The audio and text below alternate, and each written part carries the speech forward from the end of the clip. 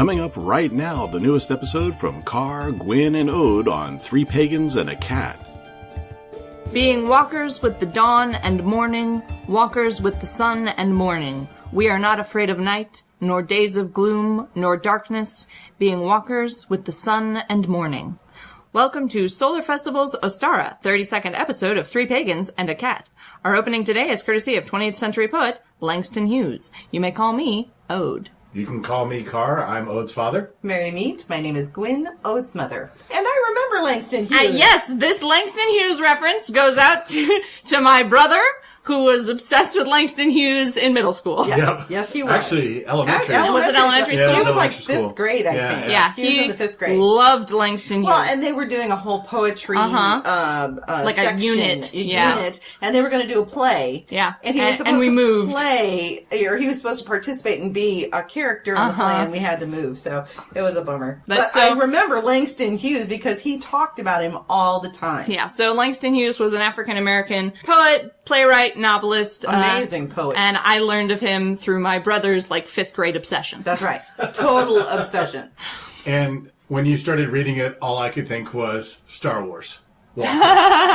I was like, well, we are something the Amidala said we are or living something? on the planet Hoth right now. True so that. it's not makes sense.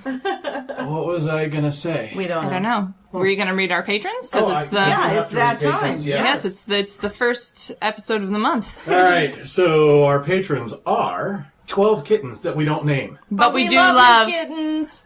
Our cats are Amber D, Briar Aldridge, Cindy Barrick, Gary Bearstorm, Jasmine Ray Bell, Kathleen O'Sullivan Cook, Marcella M, Michelle Kokolek Burkek. I completely slaughtered that name, and I'm terribly sorry. Sarah Pressure, Susan DeHaan, Tally Kazoil Thomason, Tanya Allen. Our hunters are Aries, Alex, Amanda Hicks, Brandon Summit, Charles Howison, Darby Lockridge, Aaron Mao, Henry Wodehouse, James Smith, Jessica Helmer, Jessica Jones, Jessica Jones. Jessica Jones, I know that, yes. Apparently, I'm going to assume so, yeah. Man. Kay Kremer, Carly, Leland, Lorelei, Marika Mullen, Nadia Ratchford, Nicodemus Tibbetts, Pine, Sarah Bunder, Solana, Stevie Thompson, Wick, our new leopard, Oh, that's right. Yes, we got leopard. a first leopard. Emily Hagelin.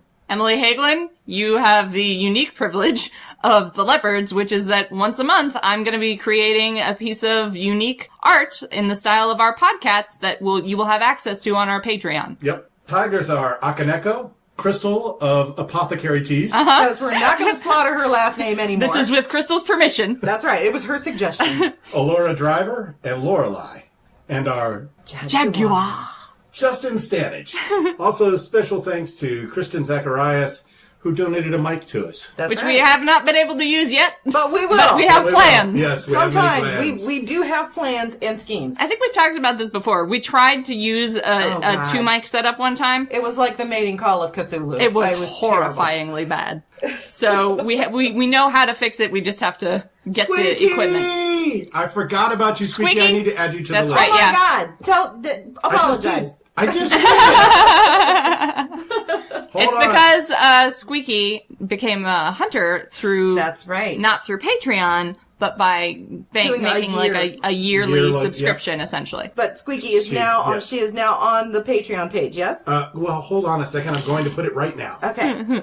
We cannot allow this to happen again. I'm doing it as we It's speak. literally live on the podcast. Squeaky is being added to the Patreon page. Squeaky, right. is that the name you want added? Or do you want it to be Candy? Let us know in the chat how you would like to be represented on our Patreon page on the Squeaky is good. Squeaky It's good. Okay. All right. Phew. We're all staring at the thing going, what is it saying now? We're all squinting over at the Discord. Well, the dumb thing is, I have Discord on mine. Yeah, but my you- personal computer, but it's a bit difficult to do that because Yeah, I'm typing at Yep. the same And time. it's more entertaining to watch you lean over and look at the screen. I'm just Whatever. All right. It's now updated. I will never forget it again. Excellent. That's why I get paid the big bucks to update you. saying. You can say shit. You can say shit. We're That's explicit. right. We're an explicit We're an podcast. explicit podcast. We had to tell everyone during the interviews. They'd be like, "Am I allowed just saying. And we'd be like, yeah, say literally anything you want. Any of you who have listened know that it was so funny because Witch Doctor Utu was trying so hard to be so good, and then I finally said "fuck" something, and he was like, "Oh, thank fucking God." The expression on his face was just relief. Yes, it was. It was complete relief. We're like, "Oh, dude, sorry. Yeah, we should have prefaced every interview with, "You can curse as much as you want. It's okay. Our listeners, they're used to it." And now a commercial sponsored by our tiger, Alora Driver, for the music of Aqua Girl.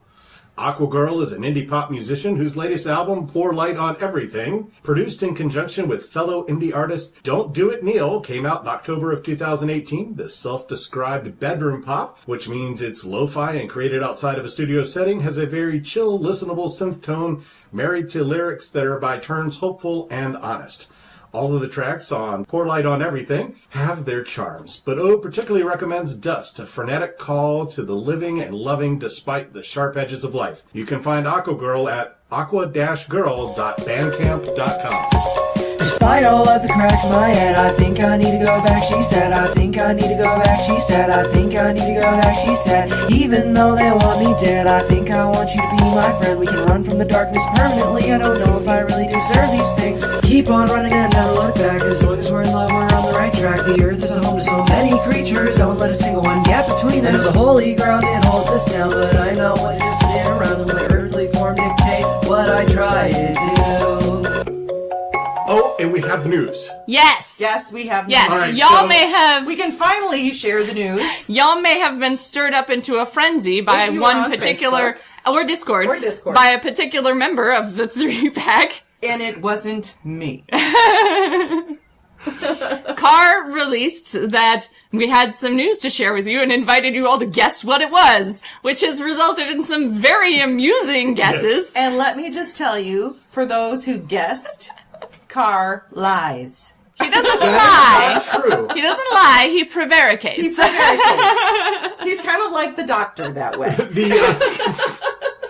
I mean, take it. Yeah, take it. I'm okay with Dr. Who. Okay. The closest guess by far was Chris. Yep. Zazadil, right? Yep. So, who guessed that we were getting our own channel on Pathos? Close. Not quite right. Right. Not Close quite but right. no cigar. Close. But we did interview Jason Mankey at Convocation. What Jason offered us is not our own channel on Pathos, but to write for the Agora blog on Pathos. Which is kind of the main landing point for Pathos Pagan. Yep. And so we will be contributing to that. There are like a dozen pagan authors who contribute to the Agora channel. And we've already contributed 4 posts. Yep, that will be appearing here. At some point. At some point. We don't control that. No. Not at this point. But we wanted to be able to announce it to you guys because I know you've waited like almost a week. And they're going, what? And come up with some increasingly wild. You have made us laugh so hard with some of your guesses. So thank you for that. There was no way we were going to fit a giraffe in here. No. Oh, no. Not at the... Well, we do have a very tall ceiling. A baby giraffe. The ceiling has kind of a slope in this My house. biggest concern so maybe is if it only walked through the middle of the house where the ceiling is highest. Well, they can bend their highest. necks down. Well, the size, though, of the body going through. And then, of course, if it's a baby giraffe and it grows, then it's fucking Right, stuck. then we're going to have problems. Well, then we just cut a hole in the roof. Kick out the skylight. The giraffe in the kitchen. We do have a nice tree off to the side of the house, so that could work. I just got them when it's too tall, it goes to the cooking segment. That was Agent M. And, yes, I guess we could find out what giraffe tastes like. Ew. No. That's wrong. I had alligator. Yes, well, you're wrong, too. Shark. I mean, the lions seem to like it. This is a fair point. It's science. What is it? It's the circle of life. Thank you, Lion King. All right, where are we going with this podcast? I don't even fucking know. I'm kind of lost now. What are we doing here? All right. So, as you may have noticed from the title of this one, we're doing another one of our holiday episodes. This one is Ostara. We did the whole Wheel of the Year last year, where we covered sort of the basics and some debunking stuff. This year, we're trying to sort of dig down deeper and find out, like, what's the actual, like, philosophical, emotional, religious, like, point of this holiday. Yep. Trying to do that for every one of the holidays, and I, at least, am trying to find a distinct reason to celebrate each one instead of having 3 fertility festivals in a row. Well, Right. and I think, based on the research that I did, I think there are ways to make it about more than just a fertility ritual or festival. Yeah. The direction that I went when I was doing my research was, so we talked last year about the fact that Ostara is named for Estra, a Germanic goddess maybe of very little Scant evidence of her existence. Unless you're listening to the Grimms. Right. Or Jacob Grimm said some bullshit about a lot of things, including Estra. But he's the reason why we have rabbits. Yeah, at Easter, he's because the of reason we one do of the his- rabbits Well, thing. he's part of the reason. He's part of the reason, He's yeah. part There of the was a reason. whole... I actually, and this is one of the things, if you want me to jump into this, Sure. I found Might out as well. You're already how, well, we can go back to it. But I found out how the modern story of Estra being connected with eggs and rabbits. Yeah, I think we covered this a little bit in the episode last year, but we might as well real quick. Right. Well, apparently, the modern story where we get the idea from is based on a Ukrainian folktale that explains their beautiful decorated eggs called pasanki. Basically, the story goes, and this story was actually recreated or released in 1975.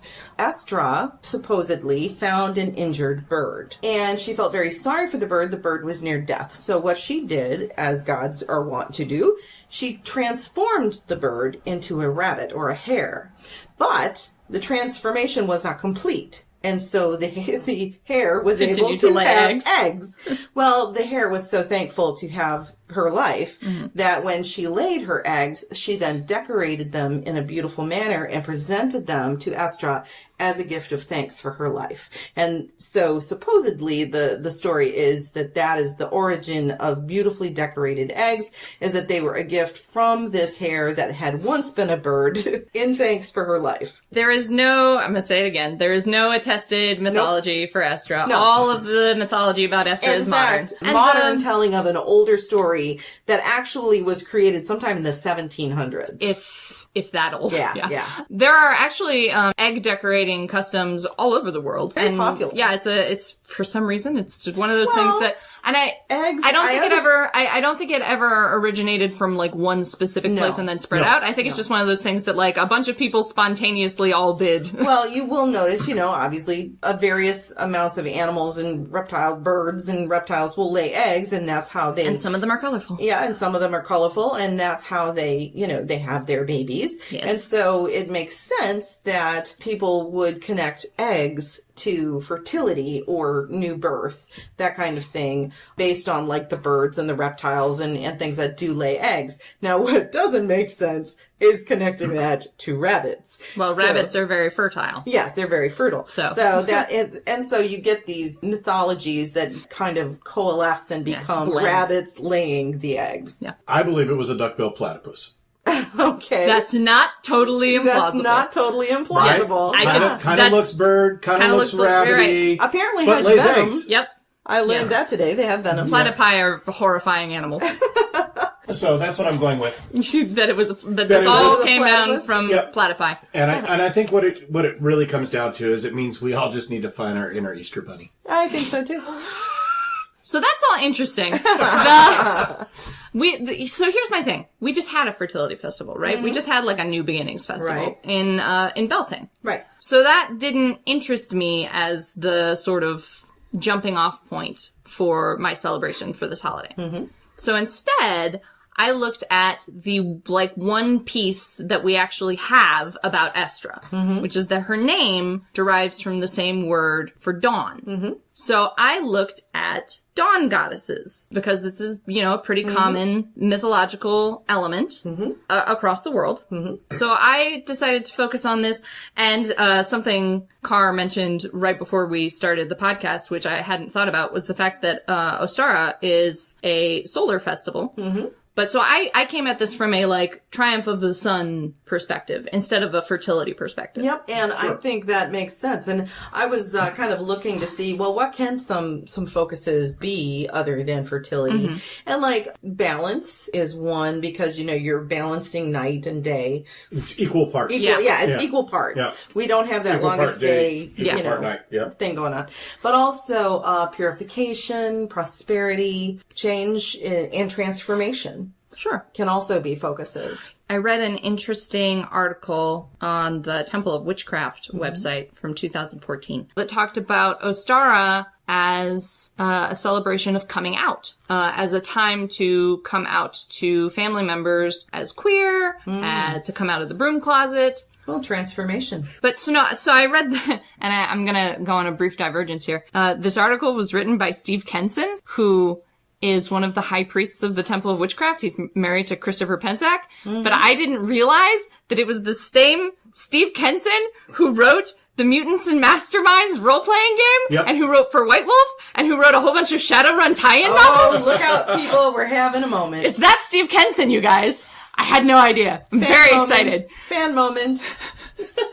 I didn't know that. Beep, beep, beep, fan moment. I didn't. Listen. As a person who has never actually gotten to really play role-playing games because I'm not social or organized or good with time enough. Anyway, goodness. I'm just saying Steve Kenson should write a pagan RPG, and I don't know why that hasn't happened yet. Right. So, if you are, what is his name again? Steve Kenson. Okay. He's married to Christopher Penczak. Steve Kenson, if you are listening, which would be like miraculous. Unlikely. Yeah. Unlikely, but miraculous. Please write an RPG for I don't know. I didn't care. Witches. Kind of pagan. some kind of witchy pagan thing. Thank you. And Christopher, since I know you listen occasionally, let your husband know. I'm just saying. I was just very excited to learn this. You would make the ode incredibly happy. Anyway, he wrote an article in 2014 unrelated to his tabletop gaming about Ostara as a time for coming out and for, you know, expressing sort of your true self in a more honest and joyful way. That makes a lot of sense, actually, because I'm sitting here looking at some of my notes. Like Dionysus, I did not know this. Apparently, Dionysus is said to experience great pain during winter. And so when spring comes, he rejuvenates and his strength is renewed. So, you know, and he changes from basically being unable to feel anything but pain to being able to express joy and party hard. That makes kind of a connection for me of, you know, transformation, of coming out, of becoming who you are meant to be. Steve Kenson makes an interesting point in this article that coming out is not like a thing you do once. Yeah. It's a thing you have to sort of constantly do, especially if you're what's called passing, where, you know, normative society will just assume that you two are normative unless you come out and tell them that you're not. And you have to constantly be making announcements. You have to constantly, all the time, be deciding how much you're going to come out, under what circumstances, and to whom. And so Ostara, under this theory, under this concept, with this association, be a good time to sort of get that ball rolling again if you've sort of let it, if you've started letting that lapse, because it's easy once you've come out to like the important people in your life to just sort of let it ride. Just let it roll off your back and not think about it the rest of the time in the rest of your interactions. And that's a safe way to live, but it's not necessarily an authentic way to live. And it can kind of grind you down over time. Cause you emotional pain. Yeah, it can be a struggle to be living under this sort of, you're living this secret without acknowledging that you even have it, because you're like, well, I came out. I mean, I told people. It's not my fault if all the new people in my life don't know. Right. That's why I feel like, at least in my opinion, maybe I'm completely off, but that's why I feel like this whole idea of Dionysus emerging. I don't know enough about Dionysus to have an opinion. Yeah, but to rejuvenating every spring from a place of pain. Well, and just even thinking about, are they annuals or perennials that come back in the spring? Perennials, you know, that die off during the winter and bloom again in the spring. You want to go back to eggs? Yeah, there we go. chicks hatching out of stasis, out of Exactly. their long growing period. Absolutely. There are definitely, some transformation elements there. So what year do you think that this whole Ostara and the hair thing happened? When it became like When it became a thing, I forgot to write it down or bring it in here with me, of course, but I actually have a timeline that shows the progression from Estra to what we have today. The little bitty bit that we have from Bede. the name Estra. The bitty bit that we have to what it is today. And the Proto-Indo-European language derivation that is the only information we have about her. Exactly. And if I'm remembering correctly from the list, it's somewhere in like the 1700s is where the hairs and... That sounds about right. That sounds about like the time... That sounds about like the time Jacob Grimm was getting up to some bullshit. Yeah. Actually, 1835. Was it 1830s? Yeah. I know that there were local German traditions involving what became the Easter hair. Right. So that was that's before that, but Yeah. that's... right. Well, I'm thinking One of the many Jacob Grimm was things, that Grimm one of those picked up. things that kind of brought it all together. There was a big kerfuffle 10 years ago that this was actually from the 1980s. Oh, And but it's actually the 1830s. It's Right. the 1830s, the it's 1800s. not ancient, but it is it's old. But it is Right, old, and it is most likely, they had to have gotten it from somewhere, and it's most likely, I would think, probably from some kind of local tradition. I don't want to say that just because people make shit up all the time. Well, that's it's for true. fiction. Actually, it came from, we found out that it did come from traditions that were already happening in Germany. Right. According to an 1874 book called Deutsche Mythology by Adolf Holtzmann. Yes, I'm familiar with Holtzmann's work. Yeah. It's a little more reputable than Grimm's. Then Grimm? Yeah. Grimm who was making shit up and Holtzmann who was trying to report. But that's the whole point. To be fair to Grimm, he did think he was doing good work. Yes, it wasn't malicious. No. He was just an idiot. No, I wouldn't say that. I wouldn't say that because... Actually, we can say that about him now. He's dead.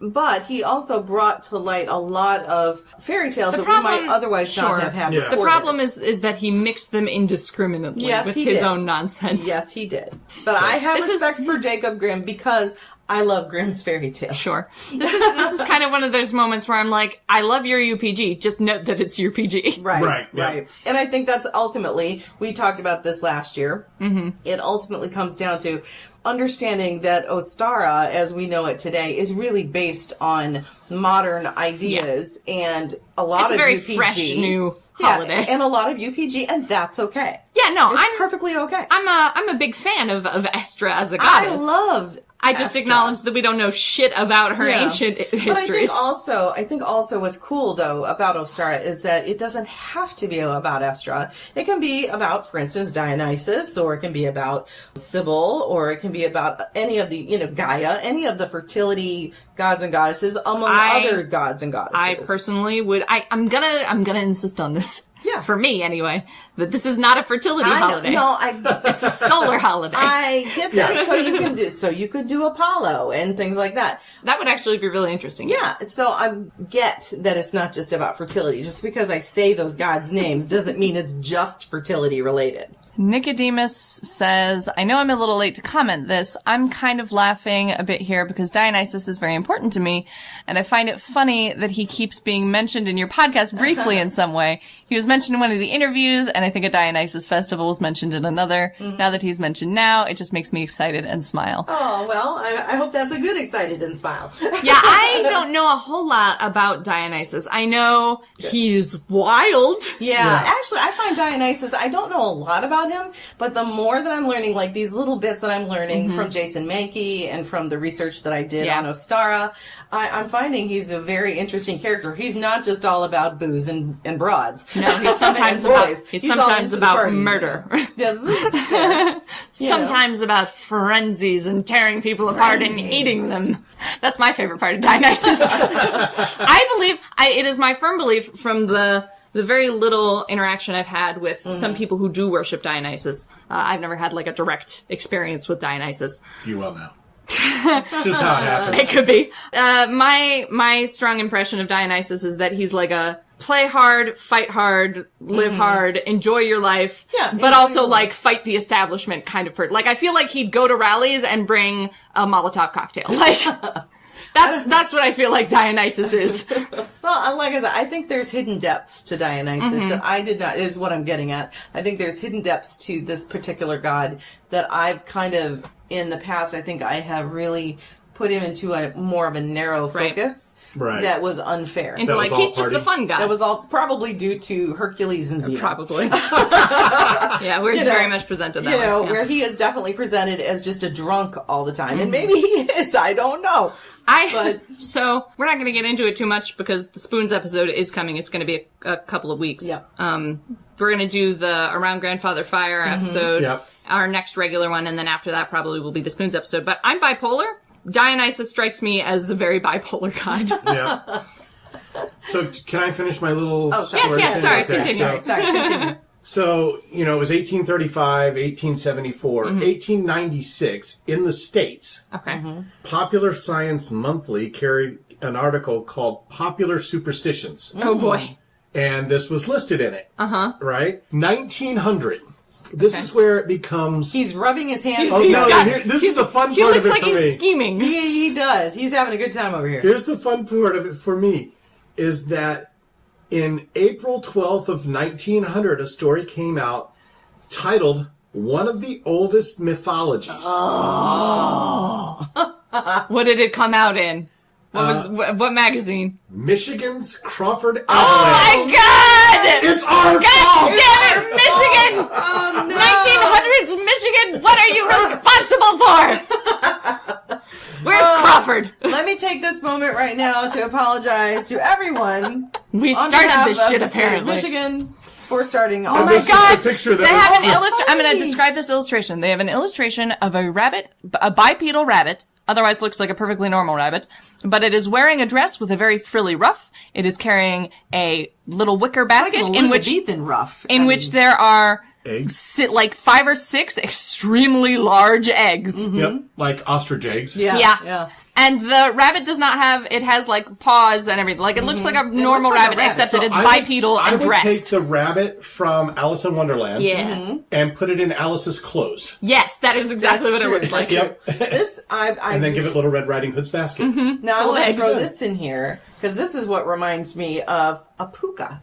Yes. Because pukas, apparently, before they got a bad reputation, were considered a servant of the gods, half man, half rabbit, and they helped bring in spring, and they helped to seed the field and flowers and things, and they helped with all of the blooming that was meant to go on in the land. That was the puka's original purpose. The puka is Irish? Yes. Yeah. And it is, it looks like it's a very tall rabbit. That looks like a very tall rabbit. And before it became a trickster spirit, it was actually meant to help bring in spring. Something very similar happened with the kitsune, which are fox spirits from Japan.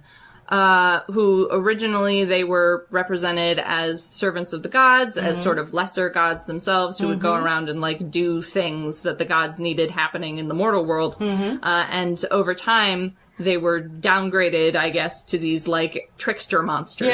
Yeah. So that seems to be what happened to the puka as well. So that could also explain where this idea of hares being associated with spring came around, is because of the association of the puka. Yeah. So you've got this German folk legend, right, from somewhere, the March hare, from probably Easter hare. Somewhere in the like late 1700s, if it was being recorded in the 1800s. And then you've got the Irish puka legends, and then people from both those places immigrated to the United States and just smooshed it all together. Yep. And then candy companies were like, we can work with this. And then we had in 1975 that story that I related to you that attached it to Estra. Purposefully. Yeah. It was meant to purposefully attach Estra to the hare and the decorated Easter egg. Interesting. Or the book that came out in 1906 called Ostara and the Hare. It's just definitely been around. Yeah. And it is that Ukrainian folktale. Somehow it all got mooshed together.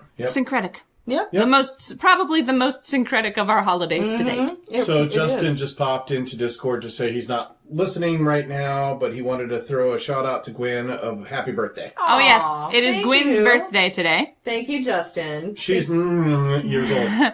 Today while we're recording. I don't mind saying my age. I don't know why people, he's always like, people are, I'm 54. I'm proud of my age. I've fucking lived this long. I survived cancer. I can say I'm 54. Congratulations. Thank you. I survived my teenage years. That's amazing. True, yes. Yes, you did. That is amazing that you lived long enough for me to even meet you. Oh my goodness. But yeah, right. So anyway, all of these, I think all of these things coalesce to make what we now know of as Easter and Ostara, or the spring equinox. Mm-hmm. You know, because even though the spring equinox happens before generally, or sometimes around the same time as Easter, they're not. Yeah, they're not perfectly aligned. They're not perfectly aligned. And a lot of that has to do based on, I think, when the full moon is and all this they have this weird system of when they do Easter. Yeah, I have no idea when Easter is. I just check the calendar. It's either in late March or early April. Yeah, that's all I know. I don't know how they decide these things. I don't know these things either. It's not a concern for me. So. No. Right, yeah, I don't even know what Easter is anymore. Yeah, so. Squeaky asks, is it the first Sunday after the full moon after the equinox? I think that's correct. Holy Squeaky. shit. You're brilliant. That's how they figure that out? That's how they do it, The first Sunday after the first full moon after the equinox? Very pagan, don't you think? Yeah! Who came up with that? Which church master was like, church master is not what they call themselves. Church master. I think it was the Roman Catholics. The Julian calendar. Listen, I'm gonna now declare that, like, the lords of churches should call themselves the church masters. Yeah, so as a rule, Easter Sunday is always held on the first Sunday after the Paschal full moon, which is the full moon after the spring equinox. Oh my God. I'm serious, that is so totally witchy. It is really amazing. So I guess Easter will be in April this year, yeah, maybe. Easter like early April. And as it turns out, to make things simpler for the Christian church, spring equinox was determined to always be March 21st. Even though it is not. It varies from the 21st and the 22nd. How funny. How funny. Wild. Oh my goodness. The things we learn, even on the spot. Thank you to thank you, Squeaky, our lovely Squeaky for relaying this information to us. I had no idea that it had that convoluted a process to determine Easter. I just knew that the full moon was somehow involved, but I was like, okay. Oh my goodness. Yeah, so, crazy sauce. There's no way there's not a pagan explanation for that. Right?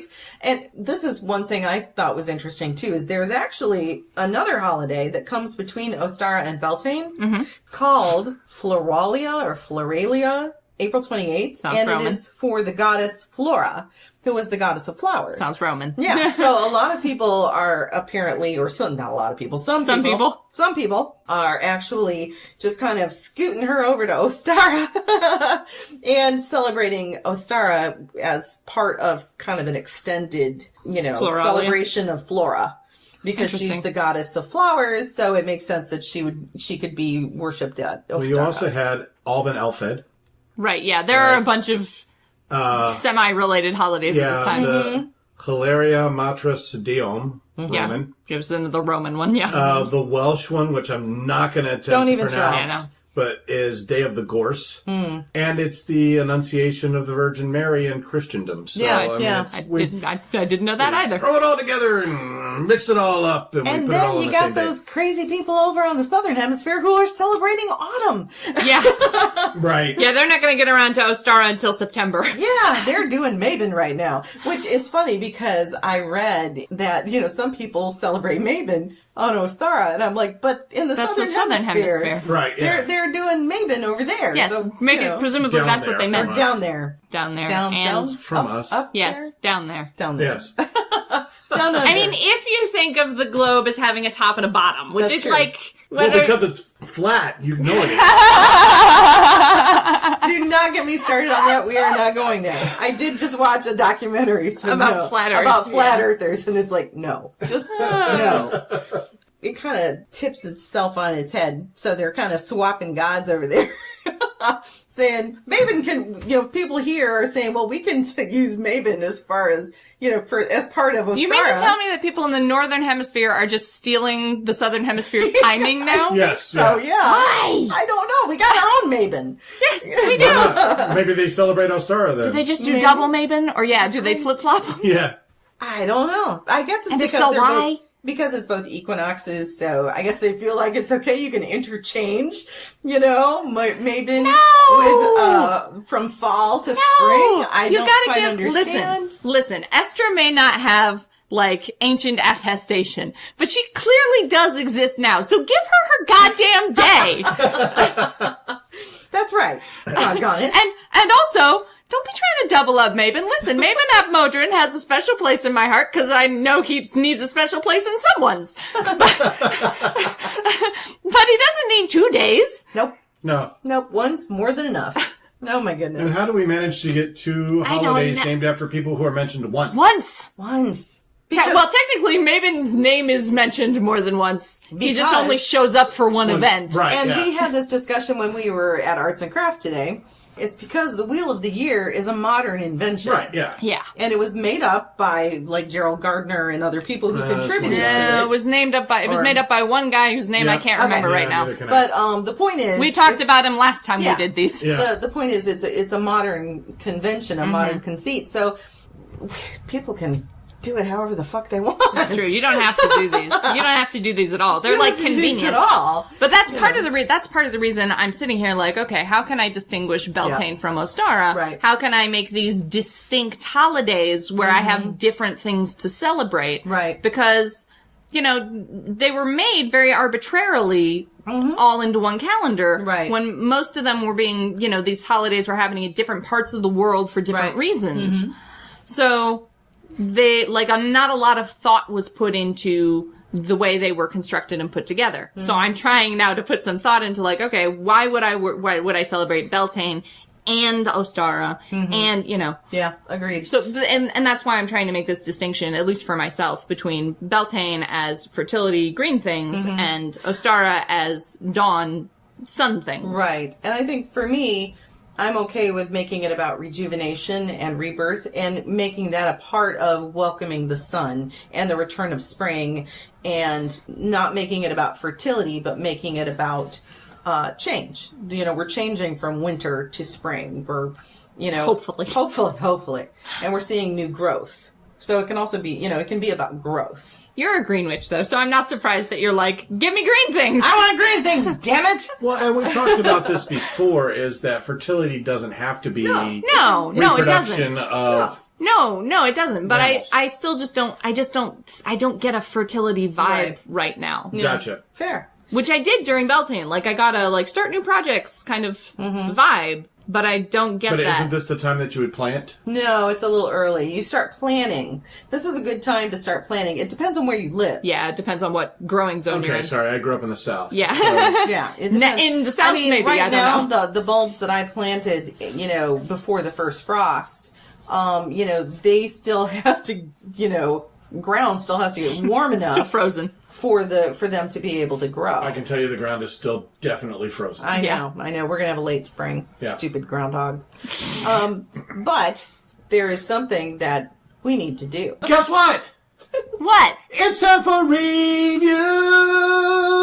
Thank you. You're welcome. We are going to be talking about basically a pagan business called Poking Dead Things. Poking Dead Things.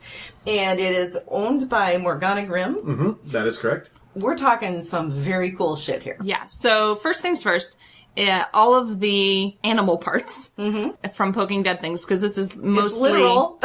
Yes, these are taxidermy remains essentially. Yep. All of these are ethically sourced. Yes. That's the most important thing. Yep. Yeah, absolutely. She has created jewelry. She has created some beautiful display pieces, things that you can use in your worship. I think like she's the snake in a jar. Yes, Yeah. or the snake on a platter Yeah, it's beautiful. She does have some feathers, some fans. Some fans created from bird, obviously wing, and then a bone. Yep.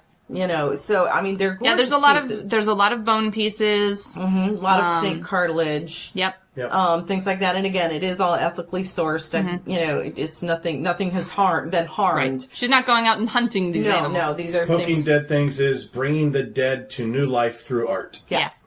And they're beautiful pieces. Oh, they're beautiful pieces, and we'll include some pictures. Maybe I'll put this on the blog, and with a link and some pictures of what she's created. One of the things that I have from Poking Dead Things is a deluxe bone throwing kit, and this thing, it's probably too loud for me to open and look at, but it's got some amazing pieces.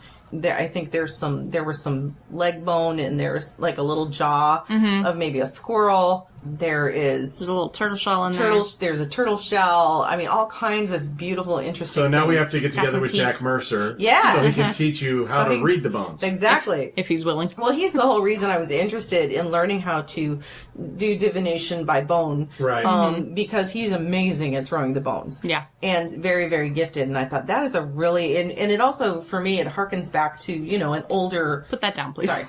I talk with my hands, and so I was rattling the jar. She's rattling the bones. Rattling the bones.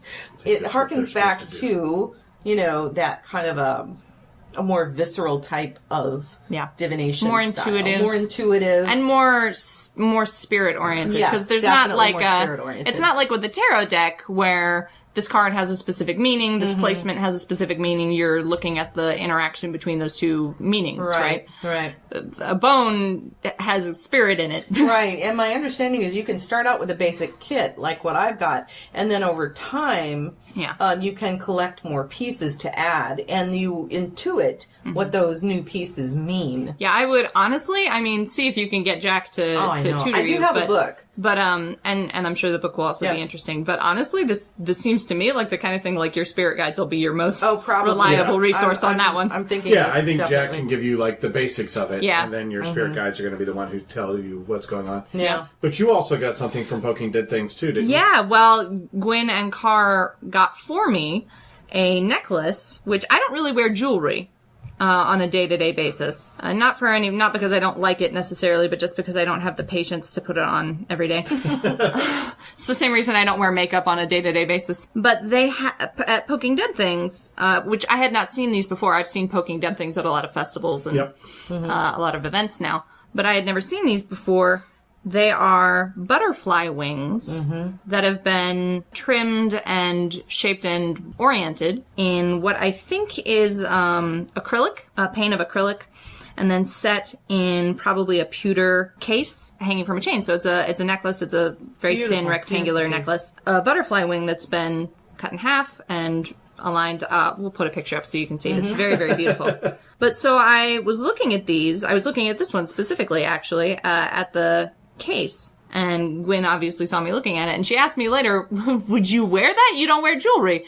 But the reason I wanted it was for ritual wear, and I'm gonna enchant it probably at some point with some transformation energy with my Septarian. Butterflies obviously have natural transformation qualities. Yes. And that's something I'm always kind of chasing when I'm doing my ritual work, is transformation.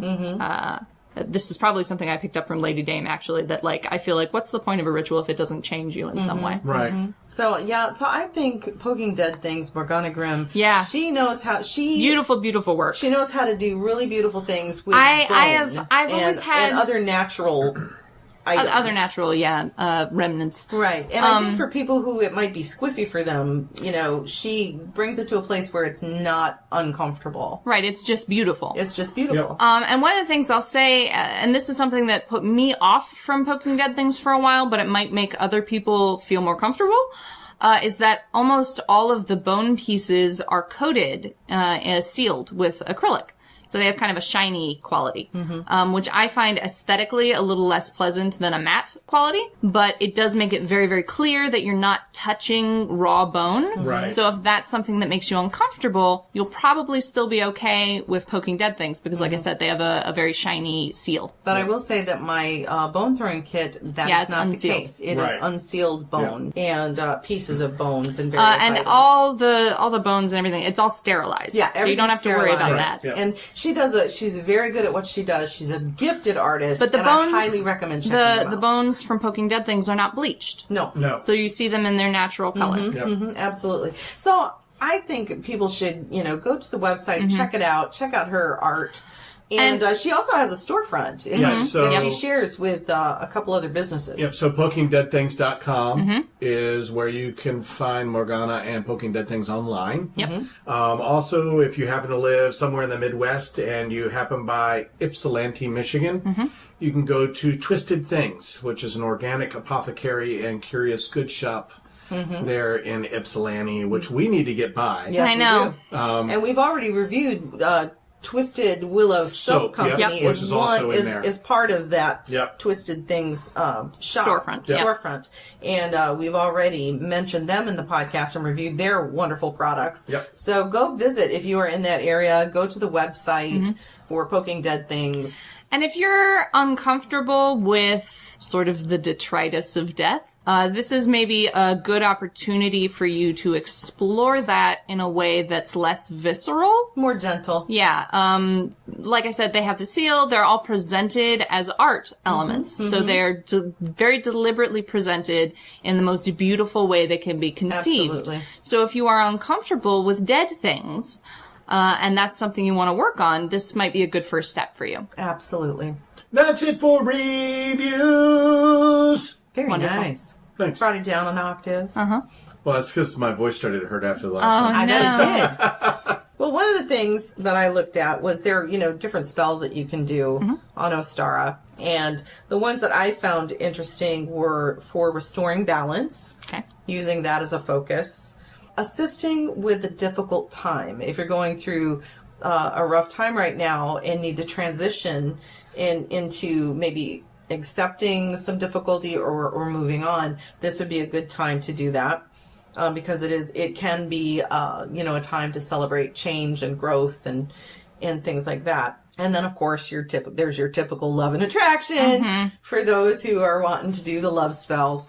Because Aphrodite is actually also considered, Aphrodite as well as her counterpart, her Roman counterpart, Venus. They are considered goddesses of spring. Aphrodite, for one, apparently flowers spring from her footsteps when she came out of the ocean when she was born. Sprang from her footsteps. Spring. So that's why she's considered a good deity to approach for spring. I wonder if your idea of what you're going to use your butterfly stuff from Poking Dead Things actually fits into this. I think it does. Yeah.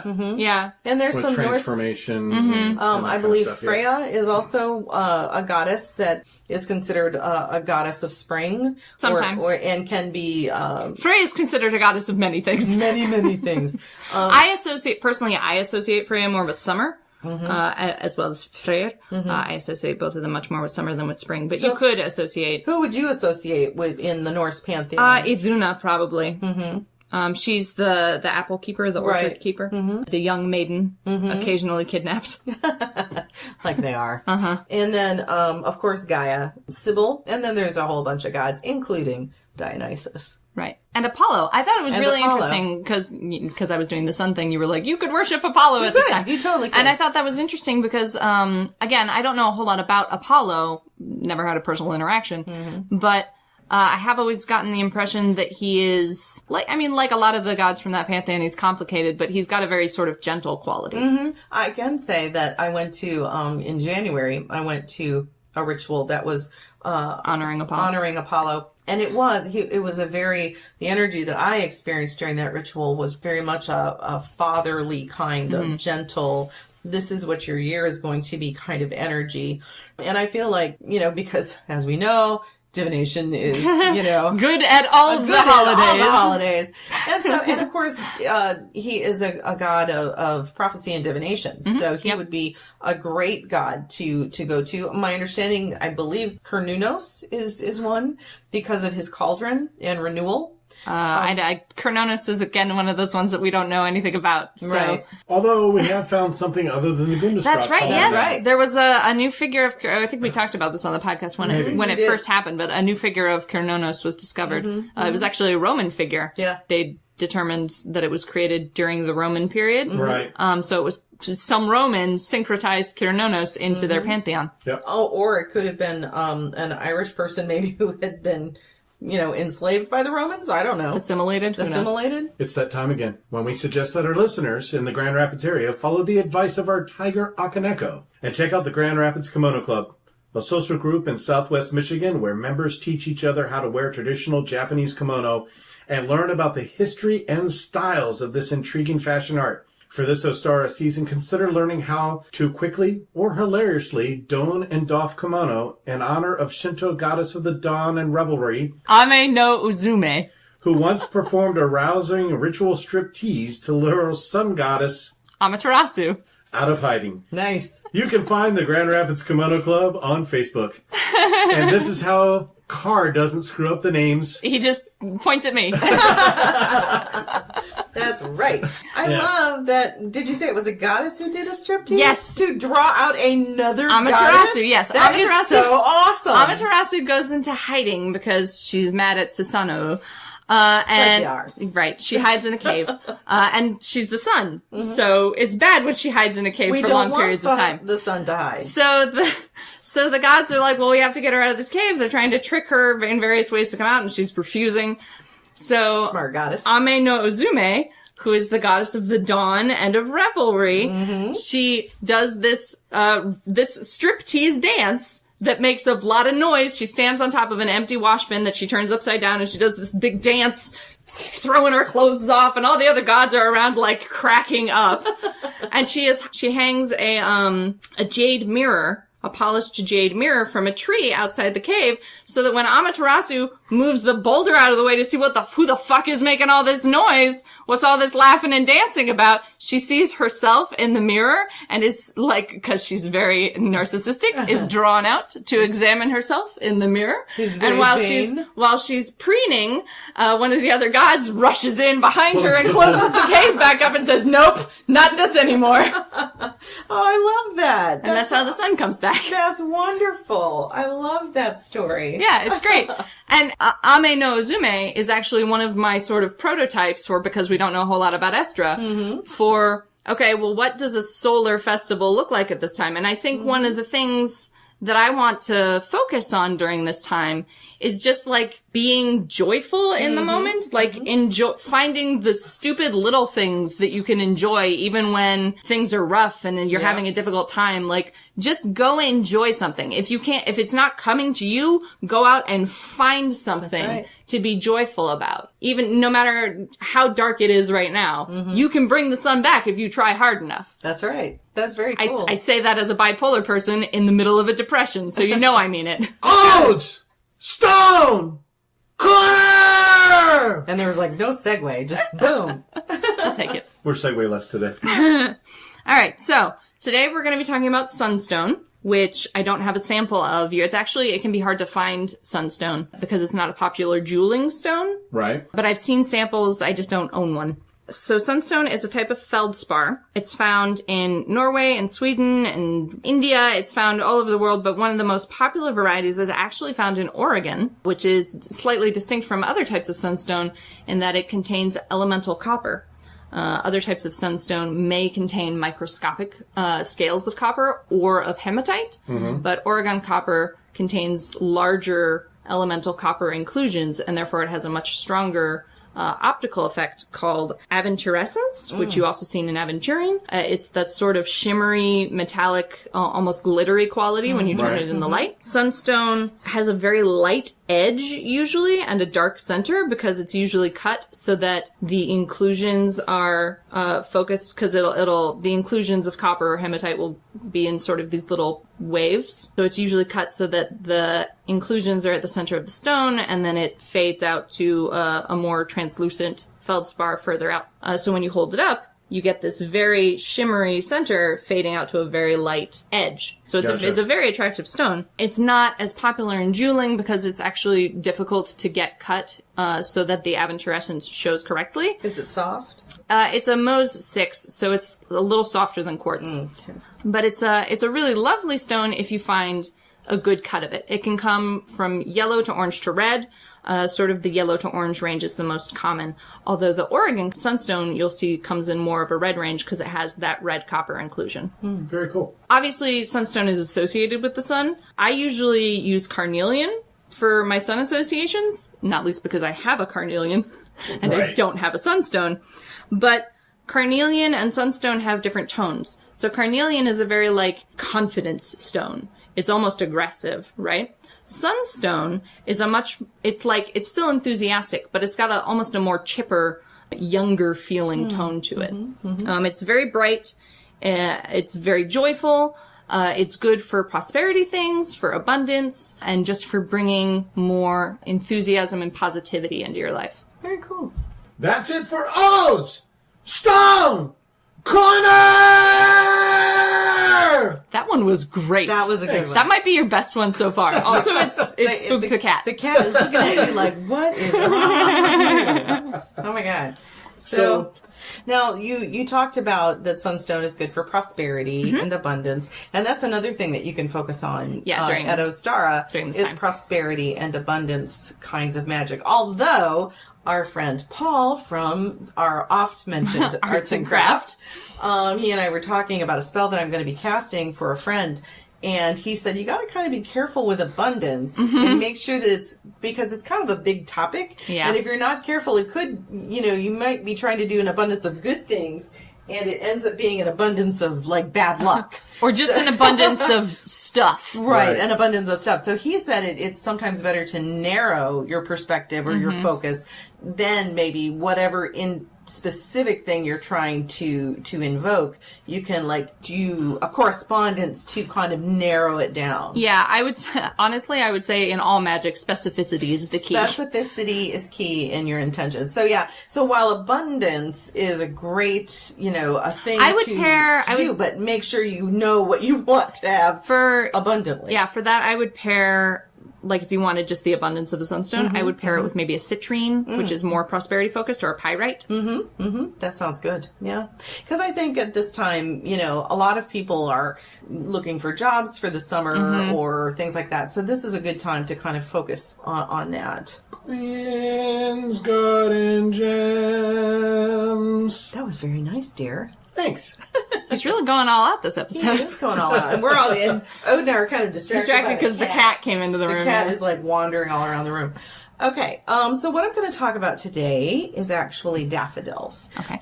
Because flowers... I know, right? She told me she was doing daffodils. I was like, huh? Well, that's not a traditional witchy herb. No, it's not. But it is a spring flower. You plant the bulbs in the fall, 2 to 4 weeks before frost hits, and they're an early spring bloomer. So they just sort of hibernate during winter. Yeah, they hibernate during winter. You want to cover the bed with mulch, and then a loose mulch. You don't want to pack it down. And that way, don't cover our bed in mulch. Their bed. The flower gotcha, bed. Okay. It will, once the sun begins to warm the ground, there'll be some of the earliest flowers that bloom. So you'll often see them in April, late March, early April. Okay.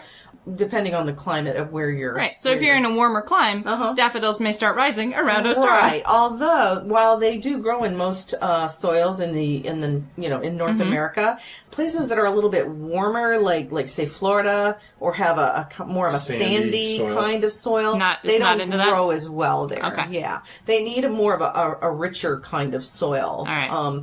But they do like sun. Okay. And you can Are they a full sunflower? Yes, they are a full sunflower. Okay. Although they'll do all right if they're in partial shade too. Okay. So they prefer They're full. A little versatile. They're a little versatile. They're very hardy. They're very hardy flowers. You do want to kind of space them out. And believe it or not, daffodils are great for magic. Well, they keep negativity away from the home. When you plant them around your home or keep them on your altar, they can help dispel negativity. They are related to the narcissi family of flowers. Right, the narcissus plants. Yeah, the narcissus plants. And for those who, I'm sure you remember Narcissus, he was very vain, and he sat and would just stare at his own reflection to the point that the gods finally said, fine, you want to stare at yourself forever? And they turned him into a flower. One that happens to be in the daffodil family, so that's why I guess they kind of come up, they have like a rather large yellow head. Yeah, and sort of like a trumpety and kind of a shape. trumpet shape. Yep. And but they're good to dispel negativity. You can wear a daffodil blossom near your heart for good luck. You do have to be careful though, because the plant does have narcotic properties. The bulbs are toxic, so it's not like something like you don't want to be licking on your fingers after you've been. Right. I would wear gloves to plant the bulbs because there is some kind of a substance, a residue of the bulbs. They are perennials, so if you plant, so they'll come up again. They will come up again. But isn't that? I thought most bulbed flowers were annuals. Not necessarily. Like tulips, if you plant a tulip, they will come up again. I am not a gardener. A lot of times they'll volunteer. They'll move to other locations. It's really kind of interesting. You do want to go to Tennessee. Funny. Sorry. You do want to keep them spaced a few inches apart, like 3 to 6 inches apart, but you can have them as part of a garden that has other flowers in it, like as a border kind of thing. They're good for magic with friendship, domestic happiness. Their element is water. Their power belongs to the love and luck and fertility and things like that, which is what makes them a good to do magic for Ostara. Right. And then, interestingly, there's I guess, thousands of years old superstition dating back possibly to the Romans. The first daffodil you see in spring or summer, if it hangs its head toward you, you can expect bad luck for the rest of the year. Oh. Don't want to be looked at by a daffodil. No, because no direct eye contact with the daffodils. But if it's looking away, you'll be fine. Weird. I think it draws back to that Narcissus. Yeah. That because it is supposedly Narcissus transformed into a flower. So you don't want the very first daffodil you see, you want its head to be turned away from you rather than towards you. Interesting. Yeah. But that's what I have on for our flower this time, the daffodil.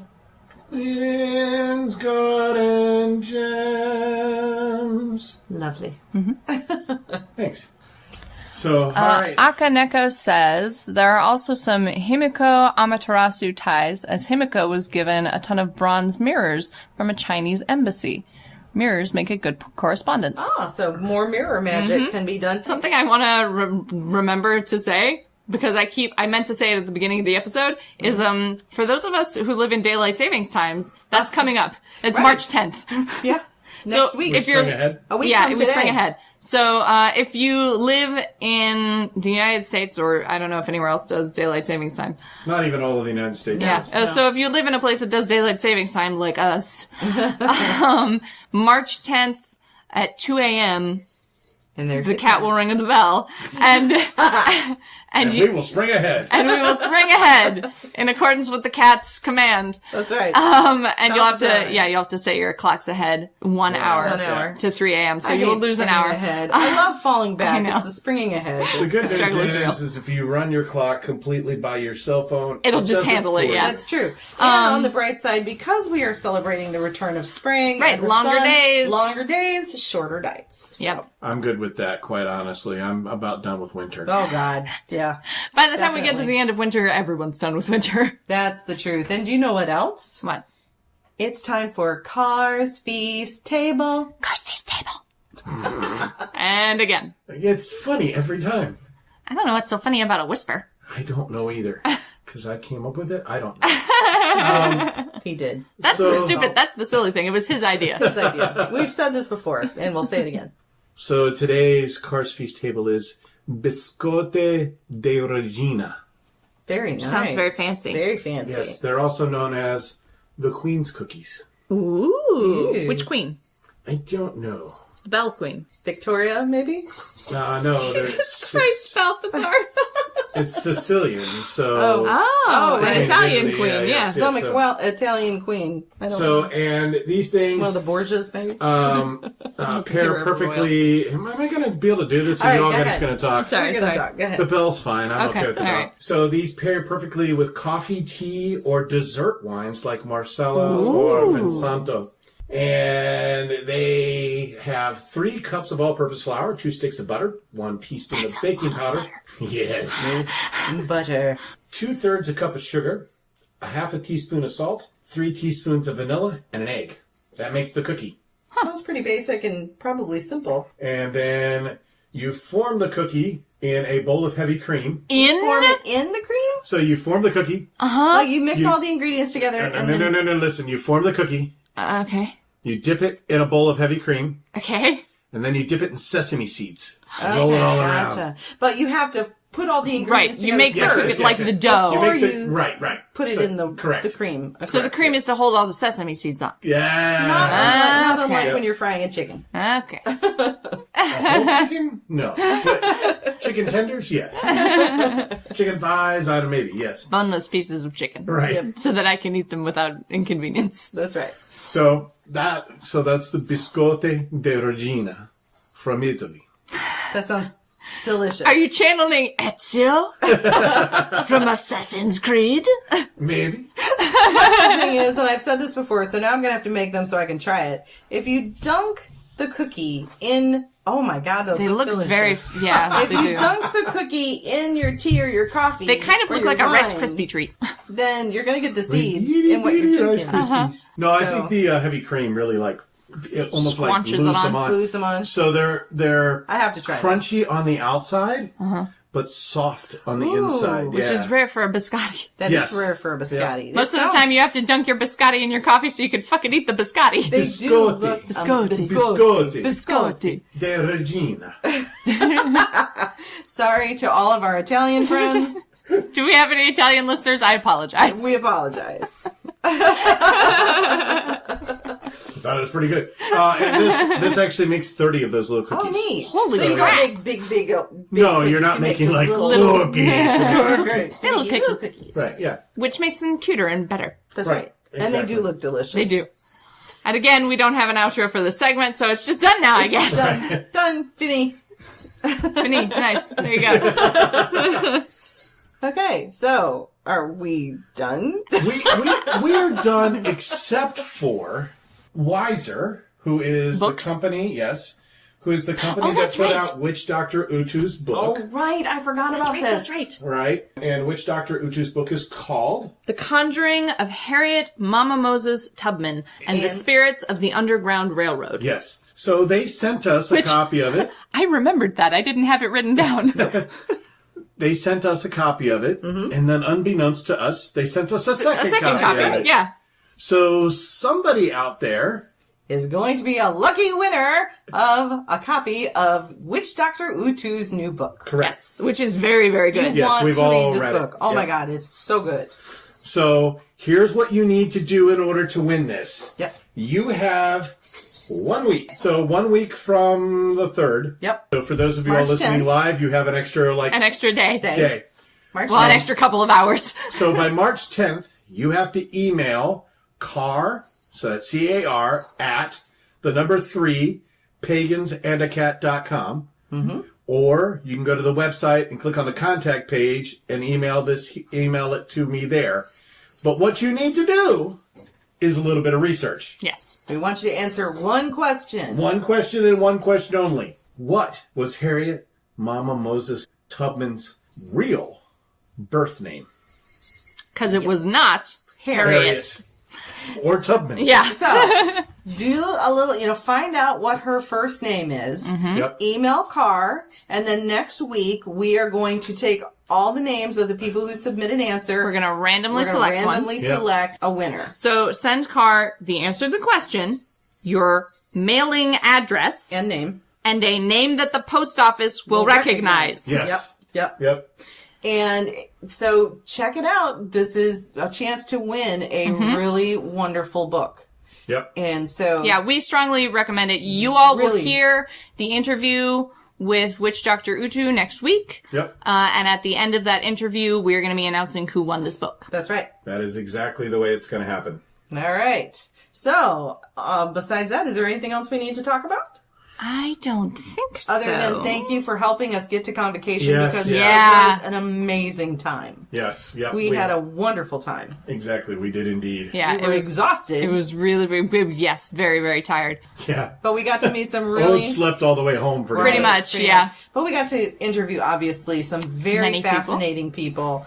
We got to meet a bunch of people that were really cool. To reiterate, in case you didn't watch the Facebook videos we did while we were at Convocation, how those interviews are going to be going up is that on our off weeks, starting next week, I'm going to be putting up the edited interviews one at a time for every one of our off weeks until we get to the end of the interviews. And that's like 9 interviews. 10. 10. 10? I think. Is it? No, I think it's 9. Okay. And then the dual podcast with Around Grandfather Fire, which is going to be our next main podcast, is going to be the Around Grandfather Fire podcast. For the next 2.5 months, give or take, you're going to be getting weekly content. That's on you're going to be getting our regular content every other week. The edited interviews will be going up in between on our off weeks. And of course, if you want the chance to listen to the unedited version, then any level of patron can listen to $1 and up. $1 and up can listen to the unedited versions of the interviews. And they are all up except for the podcast. The dual podcast with Around Grandfather Fire are up on the Patreon as we speak. Yep. So that's it for us. You can find us on Facebook at facebook.com/3 PAAC. That's 3-pack. You can find us on Twitter at 3_pagans. If you go to Google Plus, you could find us, but it's going away, I don't know why you keep mentioning it. It's going away in the middle of April. It's going to be gone, so why even bring it up? Because they still have a month. Maybe they want to. We still are not updating the YouTube, but it will eventually. We'll get around to it. Yeah, the YouTube will be updated here soon because I'm going to teach Gwyn how to do it so it gets done. And that's it. I don't know. Go to our website. We have a Redbubble. Yeah, we do. We have a Patreon. Which is going to have some new stuff on it at some point here. Oh, yeah, we wanted to mention that. Oh, yeah, who won? We had a poll. We had a poll on our Facebook of different T-shirt ideas, and you guys, I would say, resoundingly picked one. The T-shirt design that won resoundingly. Far and away above everything by else. a significant margin. By like 60. Yeah. Is This Is My Path, Choose Your Own. I love that. Motherfucker. No, it doesn't say that. No, motherfucker. But that's the sentiment behind it. But. And we've talked about it some, and so we think we're going to do like a witch. Yep. This is my path, choose your own. Druid, this is my path, choose your own. Heathen, this is my path, choose your own. If you want something else on there besides those, let us know, because that's the only way we know what you guys want. Exactly. We will also do a Swan and Chill and a Don't Swan and Chill shirt because Carr really wants it. But it may take a little while to get everything up. But for right now, the one that won the prioritized one is going to be the... Right. It's my path, choose your own. Yep. This is my path, choose your own. Yep. Although I do like It's My Path, I'll witch if I want to. That is a good one. That's the one that's going to be added to the store. Yes. To the Redbubble. ASAP. Sometime in the next month, probably. Yeah, sometime in the next month. And then... That's it. I think that's it. Yeah. Yeah. I don't know what else. Check Agora on Patheos. Yeah, our blogs will be going up there at some point. Let us know. When we know, we'll let you know. Or if you see them before us. Let us know. Carr and I were the guests of a former colleague of mine on her new podcast because she is no longer a Christian. Right. And so she wanted to talk to us she and her husband wanted to talk to us about why we left Christianity. What's that podcast called? It's called Free Evangelic. Yep. And so we are going to be sharing that on our Facebook page and Twitter. Yeah, once it's finally done. Once it's up, which should be sometime tonight or tomorrow. Maybe. I'm making no. They apparently have a longer editing turnaround than we do. Yeah, they do. They're new. They're brand new. Yeah, we're episode number 4. Oh, wow. We're episode 4. So, but anyway, it might be interesting. So I thought I would mention it because we are going to put it on our page. Yep. All right, I think that's it. All right. See you guys. Bye. Bye. We're good to go. All right. Are we done? whoops, Yeah, you have to. You gotta I have actually to stop. stop the thing. You've been listening to Three Pagans and a Cat. Find out more information at www.threepagansandacat.com.